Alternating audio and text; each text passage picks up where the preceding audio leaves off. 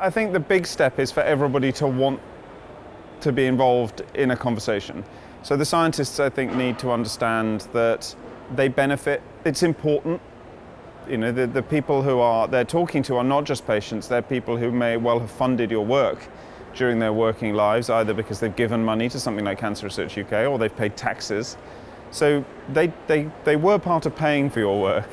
But there are also people who have a real interest in what you're doing. And so I think the scientists need to feel that it's important that they engage.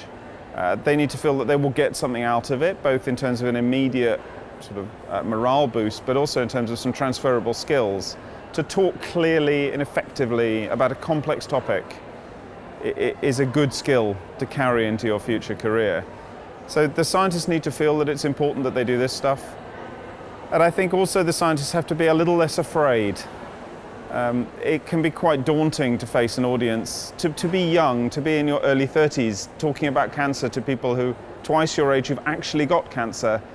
I think sometimes that's quite intimidating, and we need to help de-intimidate that.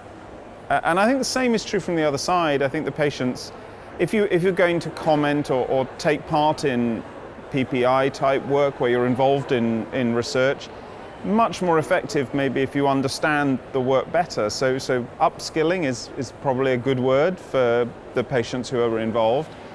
I think understanding minimizes fear. It doesn't necessarily make the thing you're worried about less dangerous, but maybe it's better to have the light on than the light off. Just to see it for what it is minimizes fear. And I think sometimes people can be quite intimidated by scientists. And actually, we're not that scary as a group.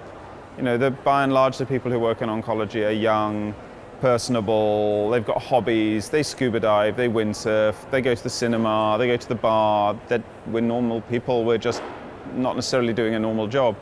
So there's a little bit of, you know, de-intimidating on both sides.